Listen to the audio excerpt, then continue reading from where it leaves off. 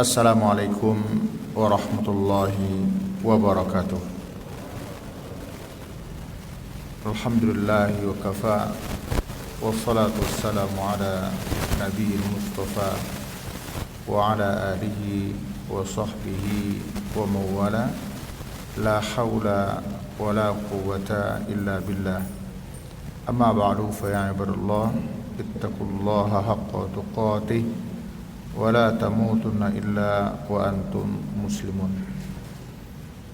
Hadirin bapak-bapak, mungkin ada ibu-ibu ya, jemaah yang dirahmati Allah Subhanahu wa taala.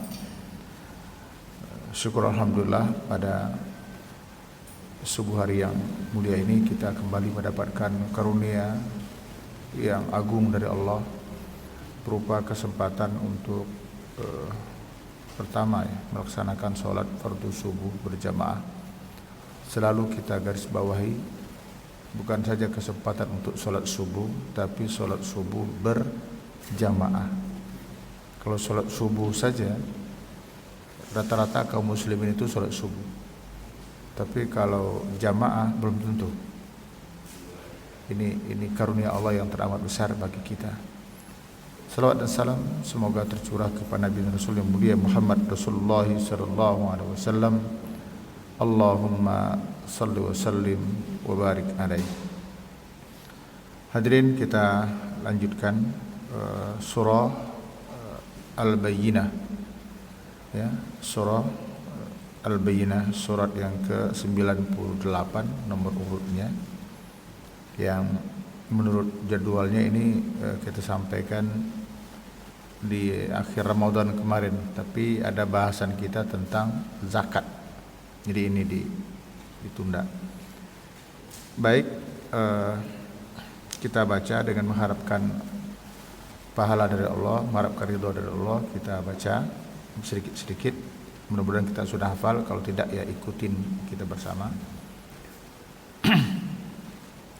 Mudah-mudahan satu huruf mendapatkan satu kebaikan, kemudian digandakan oleh Allah menjadi 10. Nanti sampai di rumah silakan hitung surat Al-Bayyinah itu berapa huruf kali 10. Baik. A'udzu billahi minasy syaithanir rajim.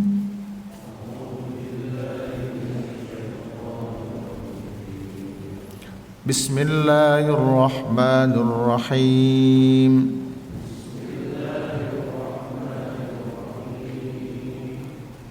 Lam yakunil ladzina kafaru min ahlil kitabi wal musyrikin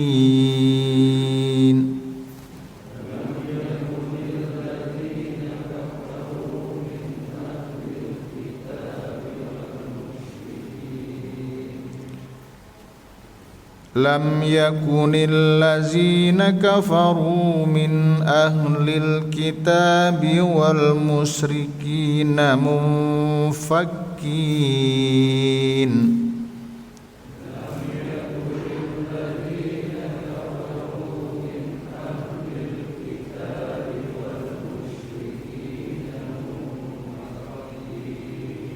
hatta ta'tiyahumul bayyinah.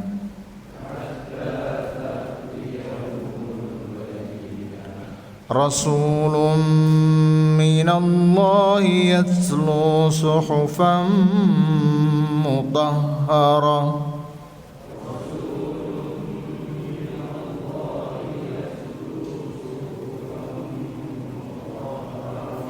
fiha kutubun qayyimah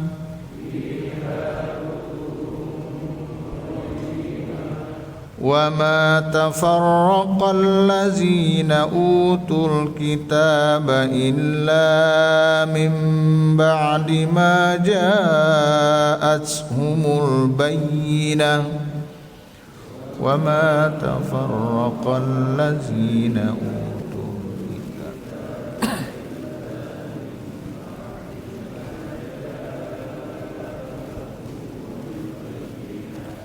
وَمَا أُمِرُوا إلا ليعبدوا الله مخلصين له الدين حنفاء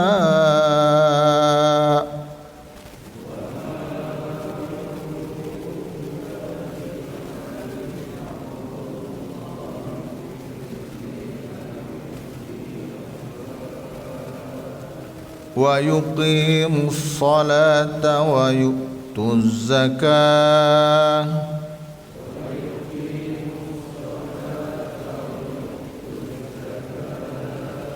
وذلك دين القيمة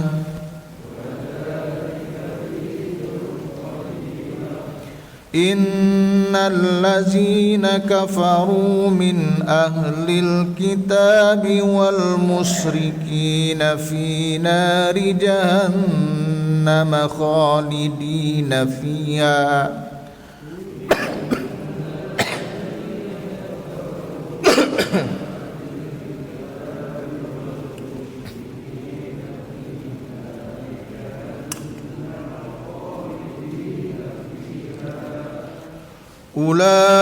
أولئك هم شر البرية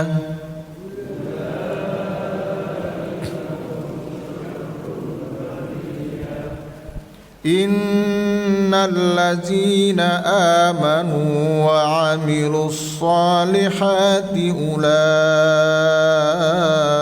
هم خير البرية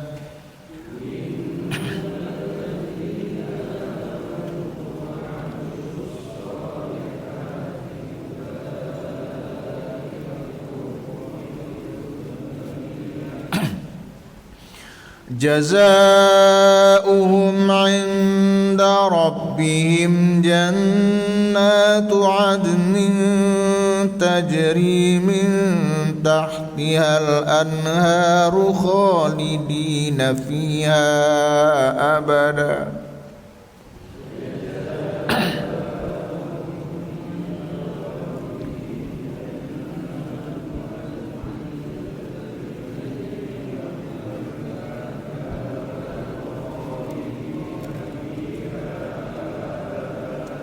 رضي الله عنهم ورضوا عنه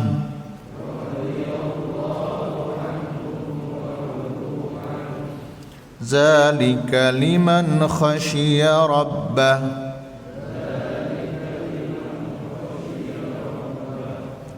Alhamdulillah. Kita baca dulu terjemahannya.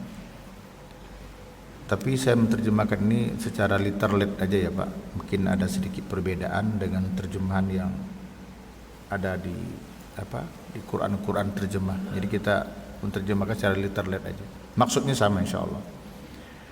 Lam yakunil ladzina kafaru, lam yakun ya, kana yakun artinya ada, lam yakun tidak akan pernah ada. Nah gitu. Alladzina kafaru, orang-orang kafir, min ahlil kitab, dari kelompok ahlul kitab itu, wal musyrikin, dan orang-orang musyrikin, tidak akan pernah gitu ya, tidak akan pernah apa? Munfakkina, berhenti dari kekafiran, dari kemusyrikan mereka itu, hatta ta'tiyahum, sehingga datang kepada mereka al-bayyinah, keterangan atau penjelasan. Rasulun minallah, rasul dari Allah, yatslu, yang membacakan suhufan mutahhara, suhuf yang mutahhara, yang disucikan, fiha, di dalamnya, yakni di dalam suhuf itu, kutubun qayyimah, terdapat kutub jamak daripada kitab, yakni undang-undang, ketentuan hukum yang qayyimah, yang lurus, yang adil.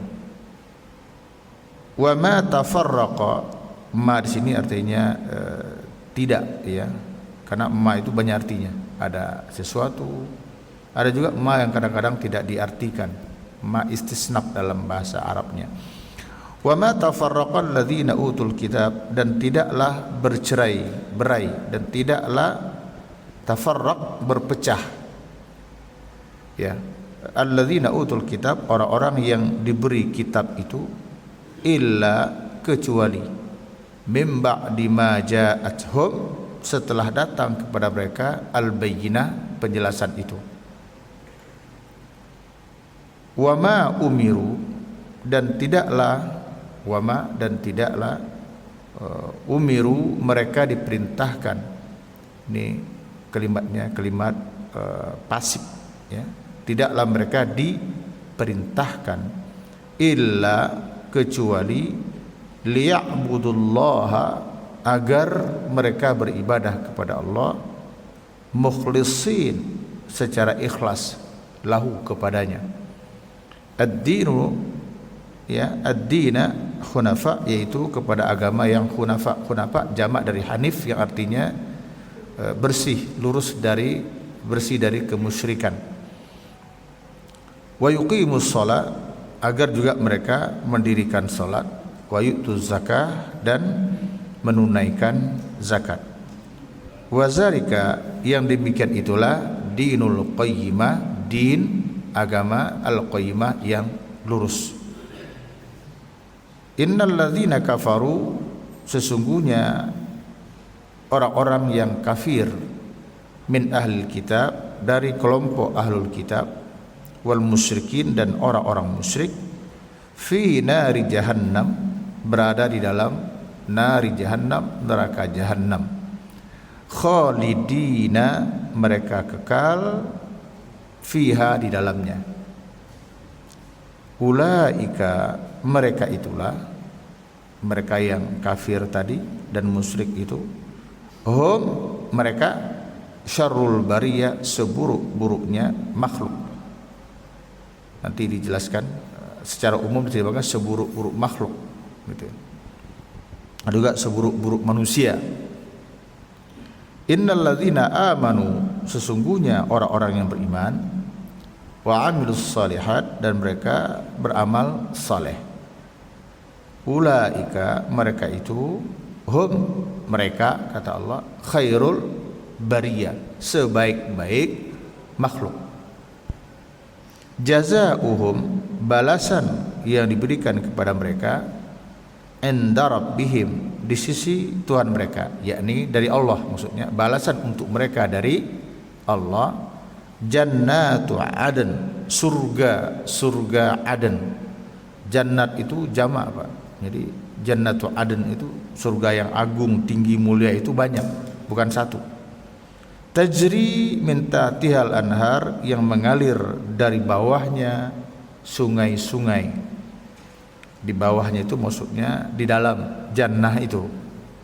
Khalidina fiha, mereka kekal di dalamnya, abadi, selama-lamanya. Radhiyallahu anhum, Allah ridha terhadap mereka, wa radu anhu, dan mereka pun ridha terhadap Allah. Zalika, yang demikian itu, liman khasyia, berlaku bagi orang yang khasyia, yang takut, rabbah, kepada Rabbnya, kepada Tuhannya. Hadirin jemaah berbahagia, ayat atau surah yang agung ini agak panjang bahasannya, walaupun saya berusaha untuk meringkas-ringkasnya, tapi tetap panjang ini. Ya, dari awal ingin sampaikan, ini kemungkinan insyaallah 2 kali kajian. Ya, sebagaimana juga ada beberapa surah dulu ya, kita 2 kali. Pertama, kita lihat dari sisi turunnya.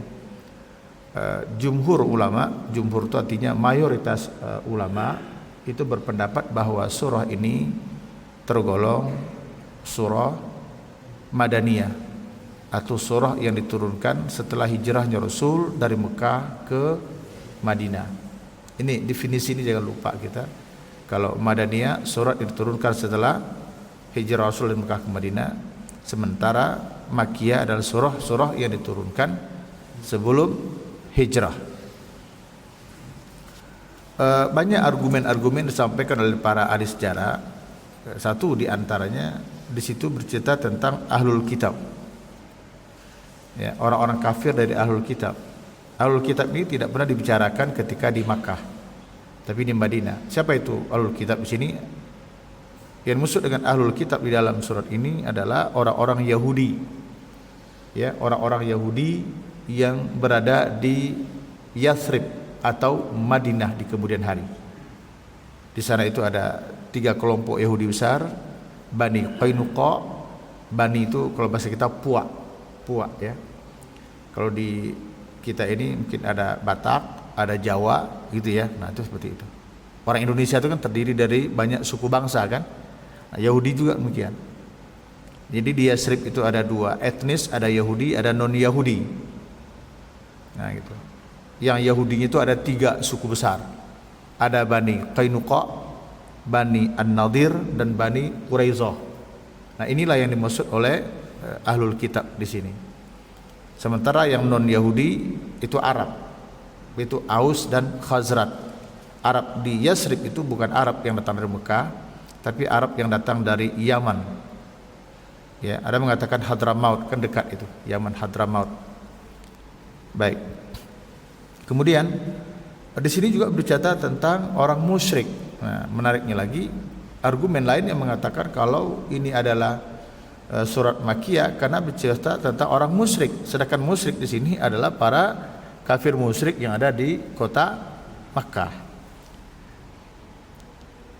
Tapi ditambah lagi oleh mereka beberapa ini Madaniyah. Kenapa? Di situ ada cerita tentang mendirikan sholat.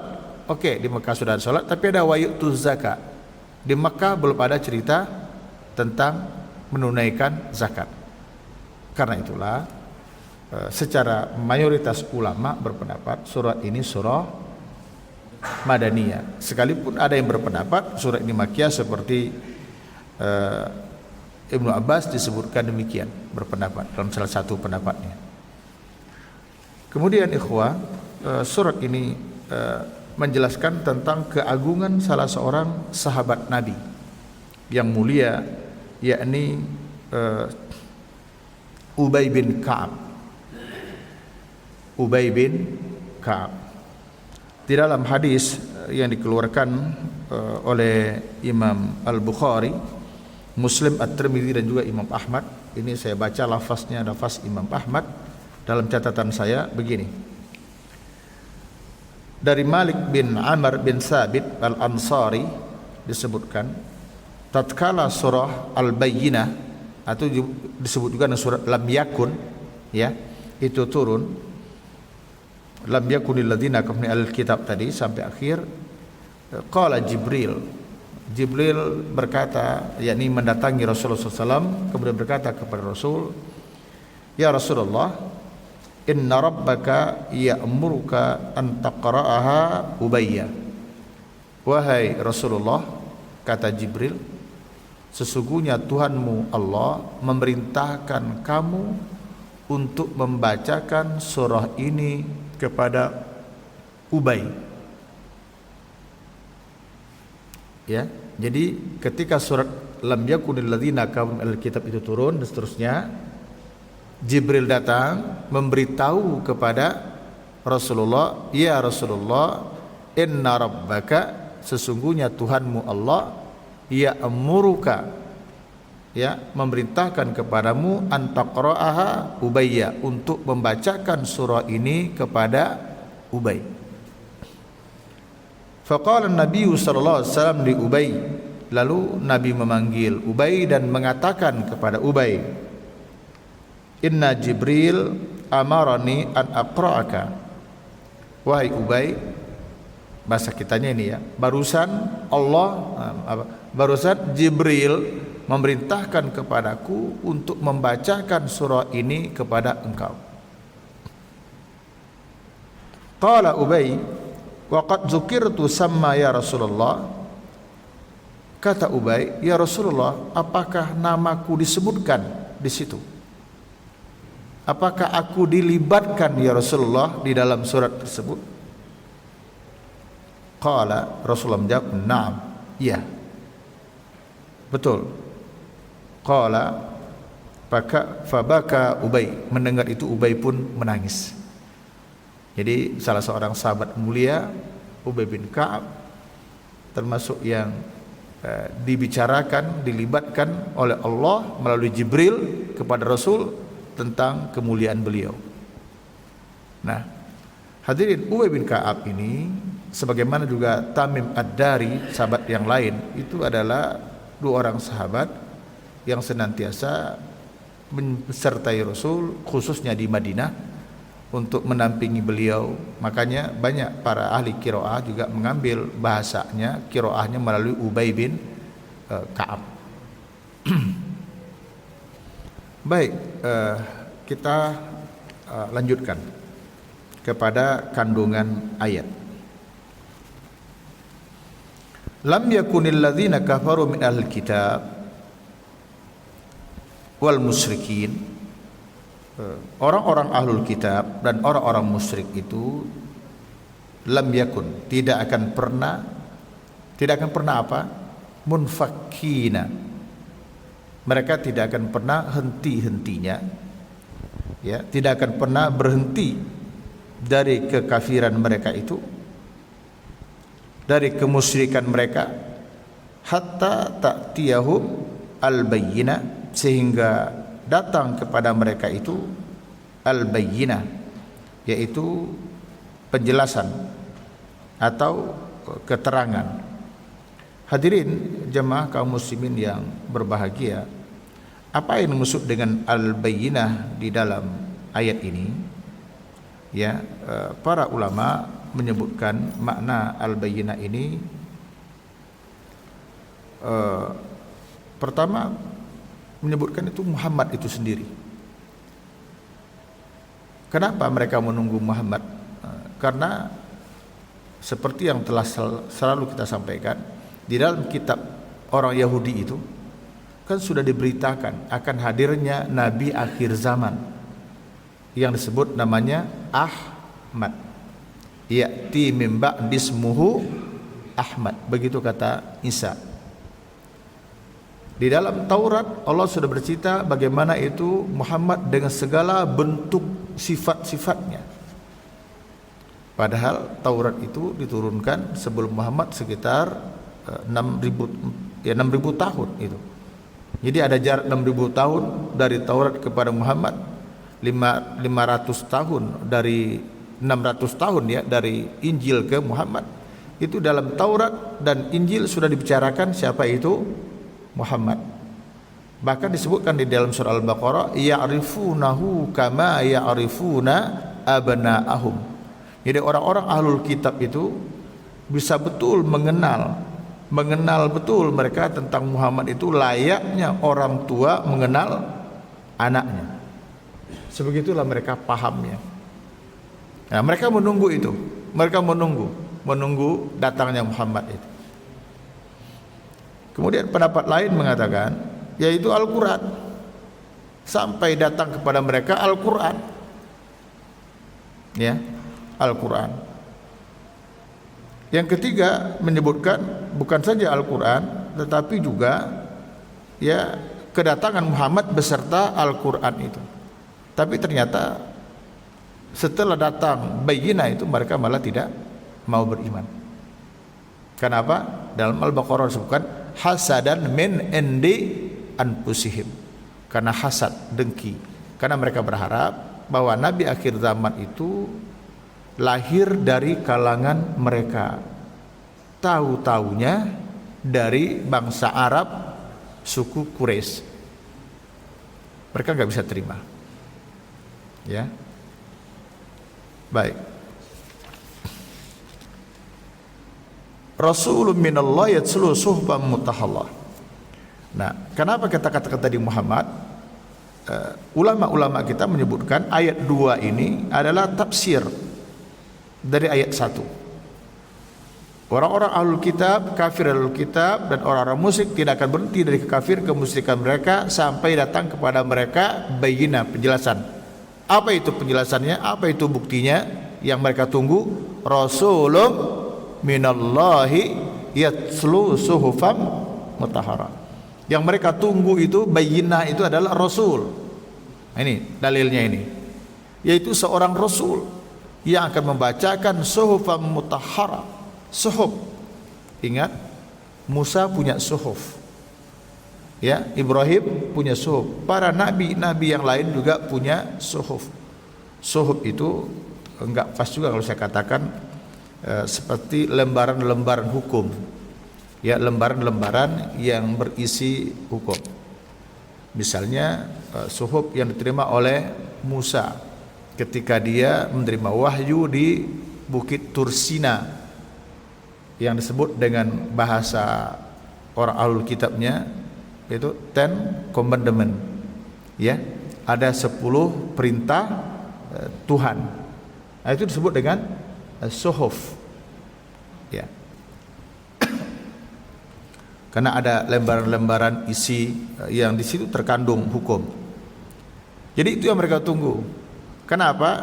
Nah, karena Rasul yang datang ini membacakan suhuf tersebut yang mutahhara, yang suci, tanpa terganggu oleh tingkah laku perilaku manusia waktu itu.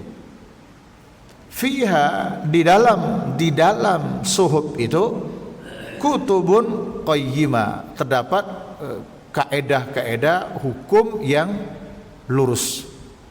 Kutub itu literalnya adalah kitab-kitab, ya, bentuk jamak dari kitabun, tapi maksudnya situ adalah syariah, hukum-hukum, kaedah-kaedah dalam menjalankan syariat itu. Wa ma tafarraqal ladzina utul kitaba illa min ba'di ma ja'atuhumul bayyinah. Tidaklah ikhtilaf, tafarraq wa makhtalafa, maksudnya itu tidaklah mereka bercerai-berai, tidaklah mereka berhenti tafarruq, ikhtilaf orang-orang ahlul kitab itu antara satu sama lainnya, illa min ba'di ma ja'atuhumul bayyinah, kecuali setelah datang kepada mereka al-bayyinah. Nah, itu yang tadi saya sampaikan, keterangan itu. Nah, ini menjadi dasar oleh para ulama dulu bahwa agama Allah itu adalah satu, yaitu kanan nasu ummatau wahida. Dulu manusia itu umat yang satu, satu asalnya, satu agamanya, yaitu tauhid. Semua nabi dan rasul mengajarkan ajaran tauhid, millatun wahidah, agamanya satu. Tapi kenapa datang ikhtilaf setelah mereka tidak nyaman? Nah, inilah model orang beragama, kalau sudah mulai enggak nyaman dengan agamanya, dia membuat cara-cara lain. Kata Nabi apa? Ya, orang Yahudi pecahnya menjadi berapa? 71, Pak. Jadi firqah, kelompok-kelompok itu 71. Orang Nasara berapa? 72. Umat Muhammad menjadi berapa kata Nabi? Kalimatnya sataftariqu ummati, umatku kelak akan terpecah menjadi berapa? Ila salasi wa sab'in, lebih hebat lagi dari Yahudi, 73. Nah, satu yang selamat, 72-nya nyungsap dulu. Tapi jangan lupa, yang selamat itu ditanya oleh sahabat, manhum ya Rasulullah, siapa mereka ya Rasul? Ma ana alaihi wa ashabihi. Yang selamat itu adalah orang yang berjalan di atas jalan di mana aku dan sahabatku ada di situ. Nah, itulah. Yang 72 ceritanya lain. Tapi jangan lupa Bapak hadirin, yang 72 itu juga umat Muhammad. Nah, ini jangan dikeluarkan mereka dari umat Muhammad, tidak. Karena kalimat hadisnya apa? Sataftariku ummati, umatku akan terpecah menjadi 73. Satu yang selamat, 72-nya bermasalah. Gitu aja. Yang 72 itu siapa aja? Wallahu alam. Siapa-siapa aja. Mudah-mudahan bukan kita orangnya. Gitu. Mudah-mudahan kita termasuk ke dalam kelompok yang 72. Yang tujuh berapa? Yang satu maksud saya. Yang satu. Yang 72 itu ya mudah-mudahan nauzubillah lah, bukan kita. Nauzubillah. Tapi tidak tertutup juga kemungkinan. Sekali lagi doa kita ya nauzubillah deh, pokoknya nauzubillah udah. Nah, ini harus hati-hati ini. Tidak gampang untuk menjustis kalau orang itu bukan lagi umat Muhammad. Paham enggak? Kan bisa jadi orang berbeda sama kita. Wah, itu mah bukan lagi umat Muhammad begitu. Enggak gampang juga. 73. Alhamdulillahnya Rasul tidak menjelaskan kriteria yang 71, 72, 71, 72 itu Rasul enggak jelaskan. Rasul hanya menjelaskan yang mana? Yang satu. Yang 72-nya Nabi enggak jelaskan. Nah, begitu. Itu menariknya. Artinya apa? Kita tidak perlu menghabiskan energi untuk mencari yang 72 itu apa aja gitu. Cukuplah kita ya konsisten, punya komitmen untuk berusaha mendekat paling tidak kepada yang satu itu. Siapa itu? Ma ana alaihi wa ashabi. Ma ana alaihi wa ashabi, yaitu di mana aku di situ dan para sahabatku di situ. Makanya pedoman kita dalam beribadah itu adalah perbuatan sahabat, perbuatan Rasul dan para sahabat. Baik. Ya. Wa ma umiru dan tidaklah mereka diperintahkan, yakni ayat ini ditujukan awalnya kepada kisah orang-orang ahlul kitab tadi. Tetapi ini juga berlaku kepada kita. Ya. Wa ma umiru dan tidaklah mereka diperintahkan illa kecuali liya'budullaha mukhlishina lahuddin hunafa, kecuali mereka ikhlas menjalankan ibadah kepada agama Allah yang hunafa, yang suci bersih ini. yakni agama yang bersih dari syirik, agama yang bersih dari kekufuran. Ya. Untuk itulah kita diperintahkan. Semua ulama-ulama yang membahas tentang sifat keikhlasan itu menampilkan ayat ini, Pak, di dalam kitab-kitab mereka. Makanya ada juga Pak Kiai kita, Pak Ustadz kita yang agak apa ya, yang agak keras. Tapi saya nggak berani mengatakannya. Tapi boleh saya sampaikan aja ucapan mereka. Tapi ini bukan ucapan saya. Kalau ikhlas itu merupakan syarat untuk diterimanya sebuah amal, kan gitu ya. Tidak, mereka diperintahkan kecuali untuk beribadah dengan ikhlas. Kajian kita apa? Syarat terimanya amal ada dua, ikhlas dan ittiba. Ikhlas karena Allah, ittiba sesuai dengan contoh Rasul. Ada sebagian ustadz yang agak, tapi sekali lagi ya, saya nggak berani ngomongnya kecuali hanya mencontohkan saja.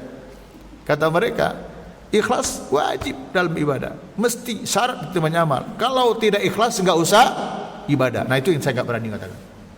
Tahu nggak? Jadi kata mereka, sholat itu wajib ikhlas. Kalau nggak ikhlas, nggak usah sholat gitu. Tahu nggak? Sekali lagi saya nggak berani untuk mengatakan kalau nggak ikhlas nggak usah sholat, nggak usah. Karena ikhlas itu adalah urusan hati seseorang dengan Allah. Ikhlas itu bisa datang dahulu, Pak, sebelum kita beramal. Ikhlas itu bisa juga datangnya setelah beramal, Pak. Baru datang ikhlas. Itu bisa. Kok bisa? Iya bisa. Bapak dari rumah tadi yang bawa uang, dia masuk ke tromol tuh, di rumah udah niat itu. Itu insya Allah ikhlas. Karena dari rumah udah sengaja diambil, kalau dari dompet masukkan.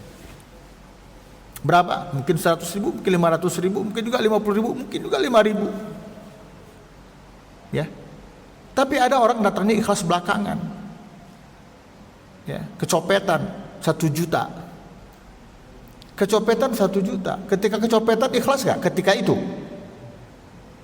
Entahlah ya. Orang udah tawar menawar, udah mau beli, tahu-tahu tengok dompet, lah nggak ada ini. Nah sekarang terserah. Kata Rasul, ini mau ridho atau mau murka. Kalau mau ridho dapat pahalanya, kalau mau murka nggak dapat apa-apa. Kira-kira kita pilih yang mana? Ikhlas? Kalau nggak ikhlas nggak apa-apa, tuh hak bapak, hak kita. Nggak ikhlas, pokoknya gue sudah mati nggak ikhlas, nggak apa-apa. Tapi nggak dapat apa-apa. Tapi kalau ikhlas, makanya kan ada kadang-kadang istri atau siapa, ya udah deh pak, udah deh mas, sabar ya, ikhlaskan aja, ikhlas. Mudah-mudahan diganti dengan yang lebih baik. Nah itu ikhlas yang datang belakangan pak. Bisa dipahami kan? Ya. Jadi ikhlasnya orang dapat musibah itu bukan sebelum musibah datang, tapi setelah dapat musibah baru ikhlas. Kalau ikhlas, itu contoh. Jadi makanya urusan bisa jadi dari awal itu gedumel dalam beribadah, tapi dalam perjalanan dia bisa berubah. Ya, baik.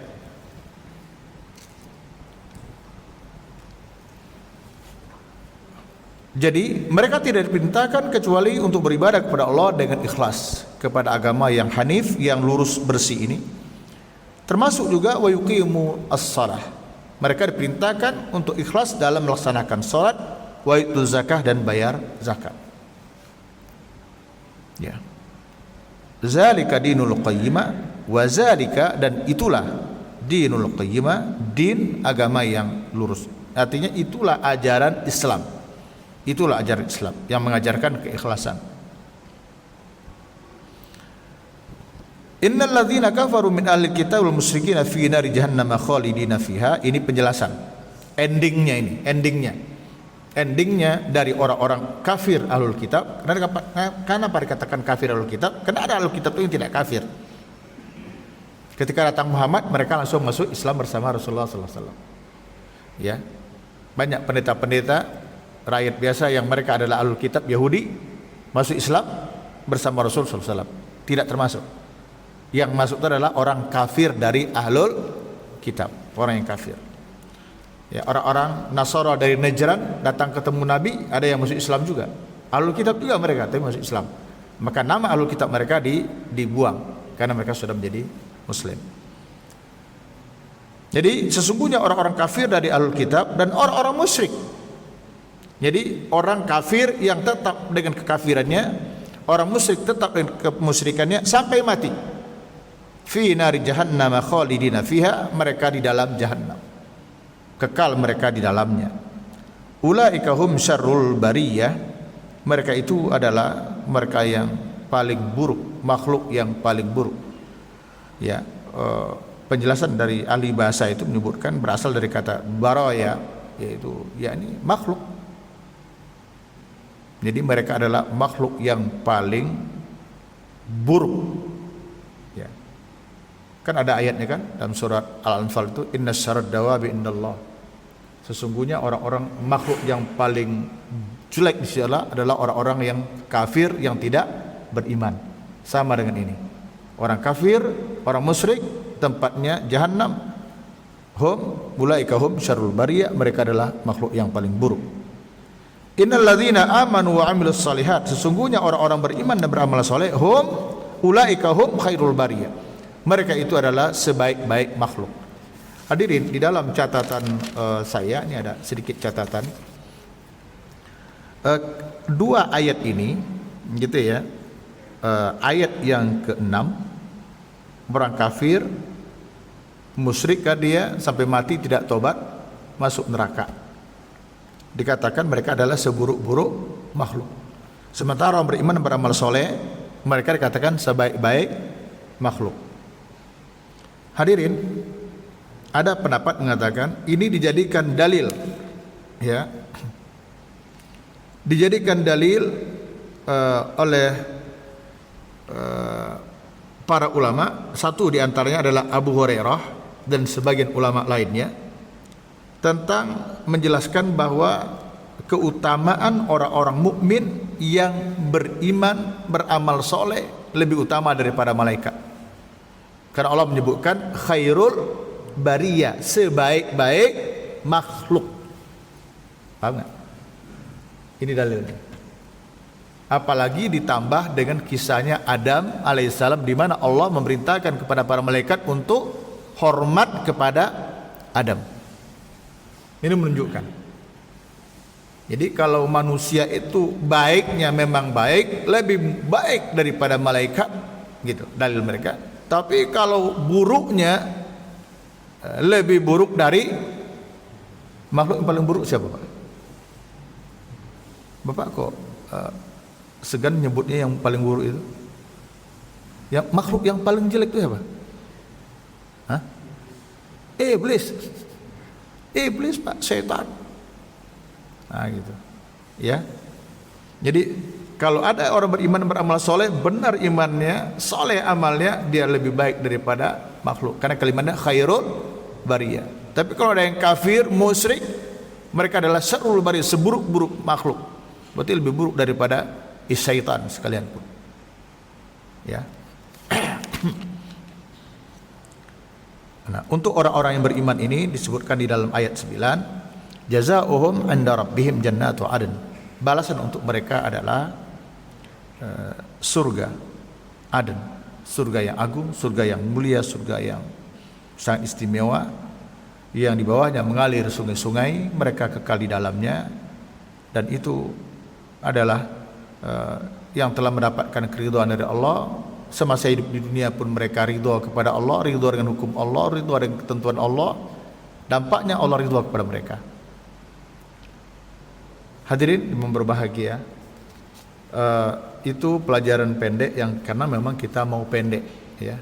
Nah, kalau mau dipanjangkan, panjang. Saya bawa tadi kitab tafsir satu lagi, tapi nggak usah saya baca. Saya ingin menyampaikan berita duka cita yang Bapak juga mungkin sudah tahu, ya. Berduka cita, ya. Kalau duka cita, kalau kita berduka berarti kita baca apa? Inna lillahi wa inna ilaihi raji'un.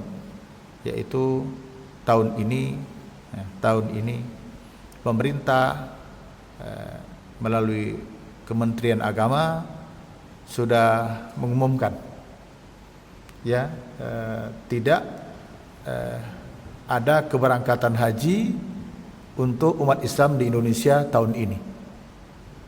Walaupun masih ada yang masih berharap, mudah-mudahan aja nanti itu berubah, bisa aja. Tapi ini menjadi menggelinding sekarang berita ini, karena dari 2 orang anggota DPR plus Menteri Agama mengatakan sudah tidak bisa, oke, dihentikan. Sementara datang statement dari Kedubes yang mengatakan belum ada, kita mengatakan tidaknya. Ini kan menjadi blunder sekarang ini. Itu urusan mereka lah, ya, itu urusan mereka yang memberikan komentar. Tapi paling tidak ini berita duka yang luar biasa, ya. Kalau tahun kemarin semua kita sudah maklum, ya, tapi tahun ini kembali lagi untuk mendapatkan berita yang kurang nyaman. Ya Allah ya Rahman Rahim. Akhirnya timbullah bermacam-macam spekulasi, berita, ya macam-macam. Saya pikir semua orang berhak aja sih untuk menyampaikan komentar mereka, terserahlah. Ya, apalagi yang memberikan komentar itu orang yang sudah puluhan tahun menabung, Pak. Tahun ini, seharusnya tahun kemarin mereka berangkat, nggak bisa, oke, mereka bisa menerima. Nah, tahun ini nggak berangkat lagi. Kalau orang yang sudah terbiasa bolak-balik ke Mekah mungkin tidak terlalu ini. Tapi bagi mereka yang sudah puluhan tahun sudah jual sawah, usia juga sudah lanjut, berharap tahun ini berangkat, dan memang biasanya Kementerian Agama itu memprioritaskan yang lebih tua, kan gitu kan, lebih tua. Ini nggak jadi berangkat, ini adalah pukulan yang luar biasa ini. Tentu pemerintah mungkin mempunyai argumen-argumen lah yang kita, paling tidak saya tidak paham. Saya cuma ingin menyampaikan duka cita itu aja. Saya berduka, jujur aja saya berduka. Ini musibah yang entah sampai kapan. Kenapa? Bagi saya jangankan untuk haji, Pak, ke Mekah itu aja sudah sebuah keutamaan. Ya, ini sekedar cerita aja ya, Pak. Saya pernah ditanya oleh jamaah ketika haji itu, Pak Ustadz, kata dia, Pak Ustadz kan sering ke sini. Terus saya bilang, ini kita nunggu waktu sholat nih di pelataran Ka'bah itu, di pelataran tawaf.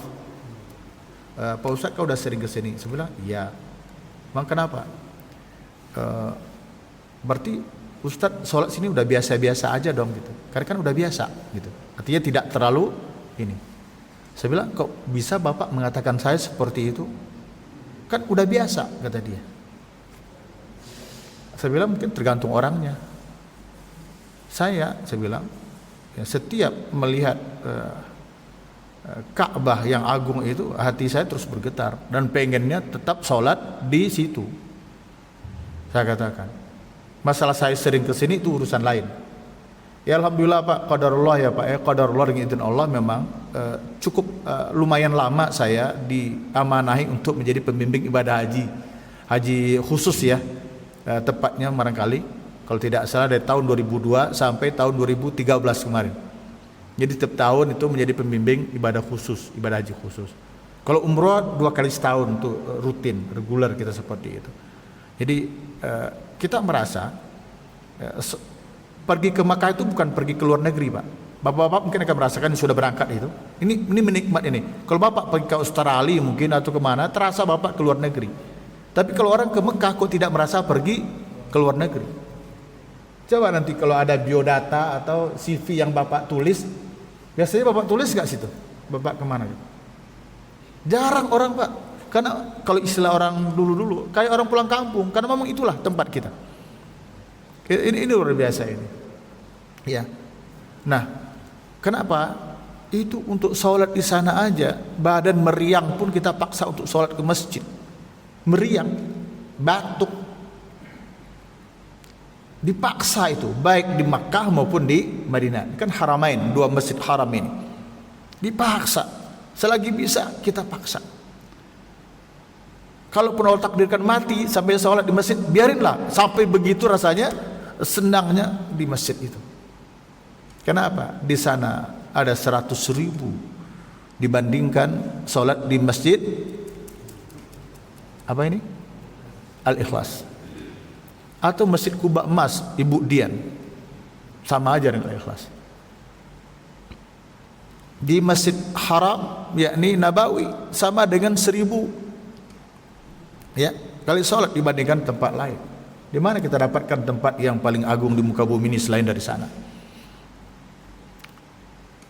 Dan yang lebih menarik lagi di sana itu ada Ka'bah tempat kita tawaf.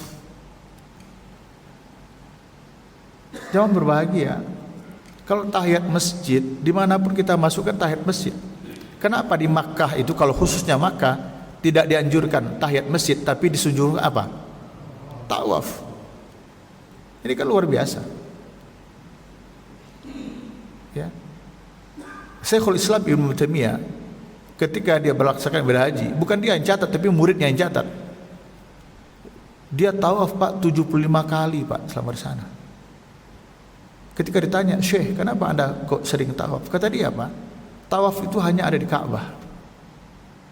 Ka'bah itu hanya ada dalam Masjidil Haram. Sedangkan Masjidil Haram itu adanya di Makkah. Sementara saya, ini mungkin yang pertama dan terakhir saya ke sini. Coba, kalau tahajud di tempat lain kan kita bisa tahajud juga kan? Di rumah kita juga bisa tahajud. Tapi tawaf hanya di Ka'bah. Makanya ada orang yang, maaf ya, dalam tanda petik gila ya, gila dengan tawaf. Sebelum waktu sholat masuk, 1,5 jam sebelum sholat masuk, kan kalau tawaf normal itu ya 30 menit, bisa juga 45 menit ya kalau lagi rame. 1,5 jam sebelum sholat masuk dia udah datang ke masjid, ngapain? Tawaf. Setelah sholat nanti sebelum pulang tawaf lagi. Berapa kali tawaf sehari? 10 kali Pak. Coba. Kalau ditakdirkan sana berapa hari di sana? Kalau yang haji biasa 40 kan semuanya. Di Mekah berapa itu? Di Mekah lebih 20 hari kan?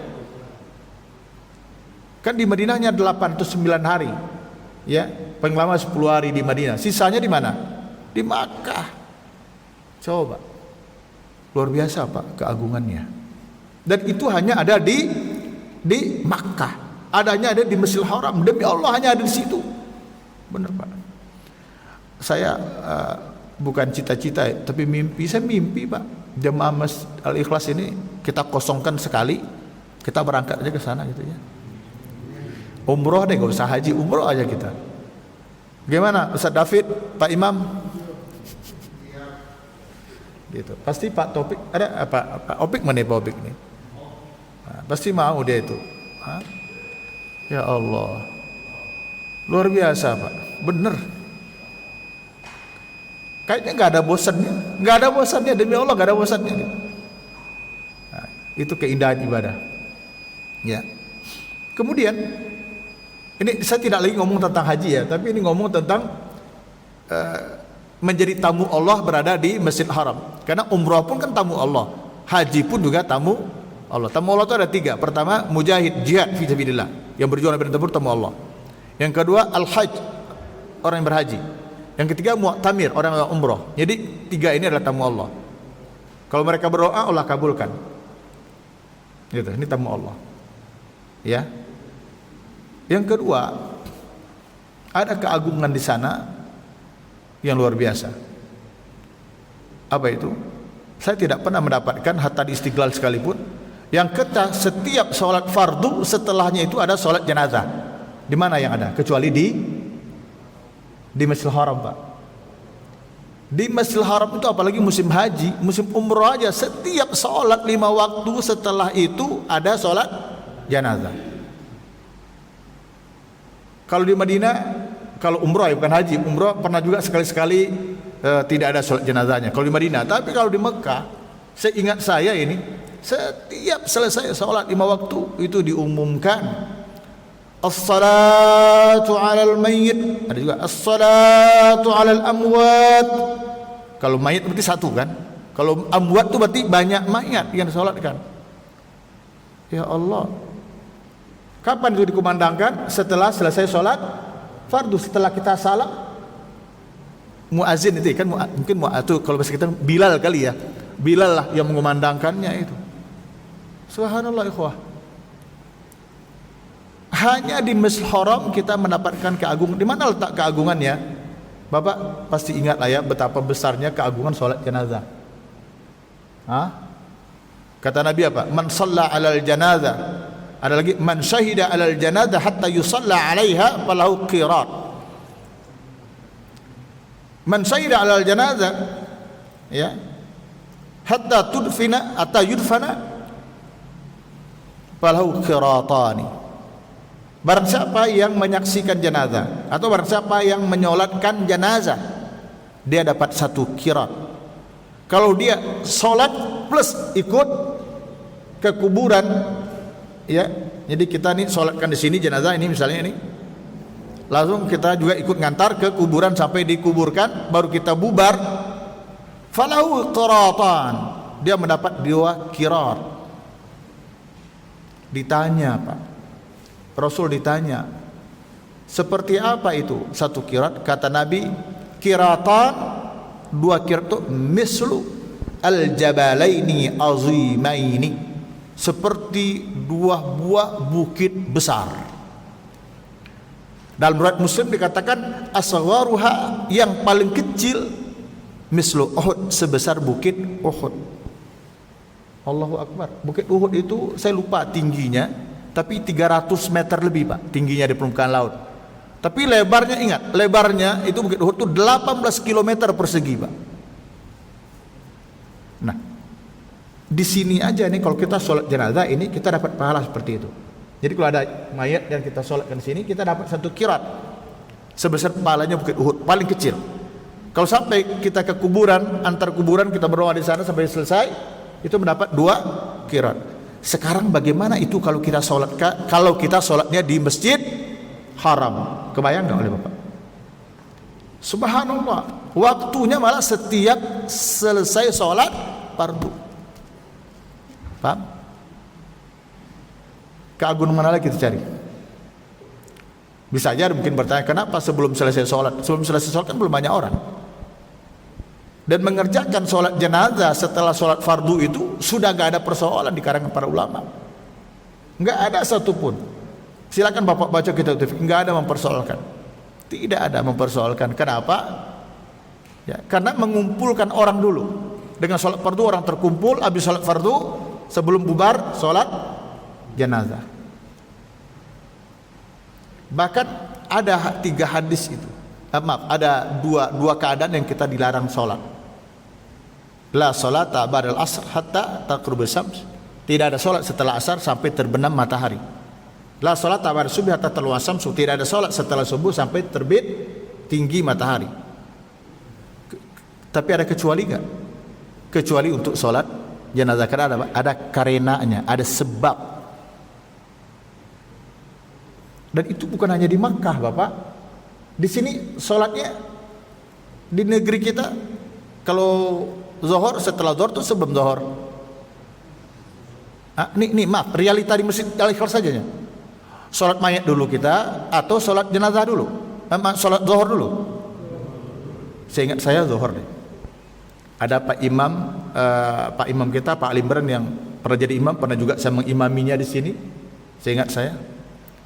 Asar, walaupun ada hadis yang menyebutkan tidak ada sholat setelah asar, tapi kalau di sini sholat asar dulu atau sholat mayat? Asar dahulu. Sepakat para ulama dan tidak ada lagi persoalan. Itu sudah selesai urusannya. Kenapa? Karena sholat jenazah itu bukan saja keagungan yang besar, tapi ada namanya fardu kifayah. Fardu kifayah yang kita diberikan kesempatan untuk meraih keagungan yang luar biasa. Nah, dengan ditutupnya keran haji tahun ini, subhanallah, entah berapa ratus ribu kaum muslim Indonesia, entah berapa ribu yang mungkin dapat jatah, atau entah berapa ratus orang yang dapat jatah, itu sepertinya tidak dapat melakukan itu. Bisa dipahami ya? Nah, ini tolong dipahami baik-baik. Ya, mudah-mudahan kita ngerti, paham dengan ini. Kalau kita diberi kesempatan oleh Allah ke Mekah, jangan lalaikan yang itu. Di samping memperbanyak tawaf kalau badan sehat nih. Tapi kalau sholat jenazah, asal kita datang ke masjid saja, usahakanlah untuk sholat jenazah ketika jenazah ada yang disolatkan, baik di Masjid Haram Makkah maupun Masjid Haram Madinah. Termasuk juga di negeri kita ini. Kalau Bapak mendengar Bapak ada sholat jenazah di satu masjid, atau mohon maaf deh kalau boleh saya sampaikan, Bapak mungkin pakai mobil atau motor yang gampang berhenti, kita lewat nih mau pulang ke sini ini, pas di depan ada Masjid Marzukia ini, kelihatan tuh ada ambulan tuh, berhenti sana ambulan, berarti kan ada mayat itu. Bapak pengennya sholat zuhur mungkin ke sini nih, ke Al-Ikhlas. Tapi pas nampak ambulan mampir di sana, berarti kan ada jenazah itu zuhur juga. Mendingan Bapak berhenti di sana deh, Pak. Ini pesan saya. Bapak berhenti di sana, sholat zuhur di sana, ambil kesempatan untuk sholat jenazah. Ini keutamaan, ini keagungan yang luar biasa. Itu nasihat para ulama, Pak. Malah sebenarnya ada lagi satu pekerjaan itu, tapi kita agak berat nih. Ada lagi yang paling agung, dan ini sangat sedikit peminatnya, menjadi pengurus jenazah. Ikut memandikan, mengafankan. Wah, itu subhanallah luar biasa. Dan sangat sedikit peminatnya. Kenapa? Banyak yang takut dengan mayat. Nah, gitu. Ini mohon maaf ya Pak, yang takut dengan mayat itu memang dipertanyakan itu. Bukan dipertanyakan imannya, bukan. Logikanya gitu ya. Saya pernah tidur dekat mayat, nggak apa-apa Pak. Nggak apa-apa. Mayat nggak pernah colek saya gitu. Nah. Tapi kalau tidur dekat orang gila, baru saya nggak berani. Nah gitu kan. Tapi ada orang yang takut, apa boleh buat lah, mungkin trauma atau apa, itu bisa aja sih. Ada seorang bapak, anak kecil meninggal usia 3 tahun, dia gak berani untuk ininya, saking takutnya, apa boleh buat. Wallahu a'lam bishawab. Itu aja kajian kita pada pagi hari ini. Mudah-mudahan Allah rahmati kita, Allah ridho kita. Semoga kita tetap dalam keadaan sehat walafiat. Alhamdulillah, dan teruslah berdoa kepada Allah ya Pak. Mudah-mudahan ini cepat berlalu, ini corona ini. Saya benar-benar udah gerah, kita juga udah gerah nih dengan City Corona ini ya. Kita tambah ya City ya, City Corona. Ini luar biasa cobaan kita. Aduh, ini Jumatan ini sampai meluber ke sana, padahal di dalam masih bisa ini kan. Tapi karena begitu keadaannya, ya udah. Kita bersabarlah atas musibah ini. Mudah-mudahan cepat segera berakhir, dan kita terus berdoa kepada Allah. Siapapun saudara-saudara kita baik dekat maupun jauh, kalau ada dalam keadaan sakit, semoga Allah berikan kesembuhan kepada mereka sebagaimana sedia kala. Bisa jadi doa kita adalah satu di antara doa yang diijabahkan oleh Allah. Allahumma shfihim shifaan ajilan ghaira ajil, shifaan la yughadiru saqaman. Ya Allah, berikanlah kesembuhan kepada mereka sesegera mungkin, tidak berlarut-larut, dengan kesembuhan yang tidak meninggalkan bekas. Dan bagi mereka yang Allah takdirkan meninggal dunia apapun penyebabnya, kita doakan Allahumma fir lahum warhamhum wa'afi wa'fu anhum wa akrim nuzulahum wa madkhalahum wa dakhilhum jannah wa a'idhum minan nar birahmatika ya arhamar rahimin. Subhanakallahumma bihamdika asyhadu an la ilaha illa anta astaghfiruka wa atubu ilaik. Walhamdulillahirabbil alamin. Wassalamualaikum warahmatullahi wabarakatuh.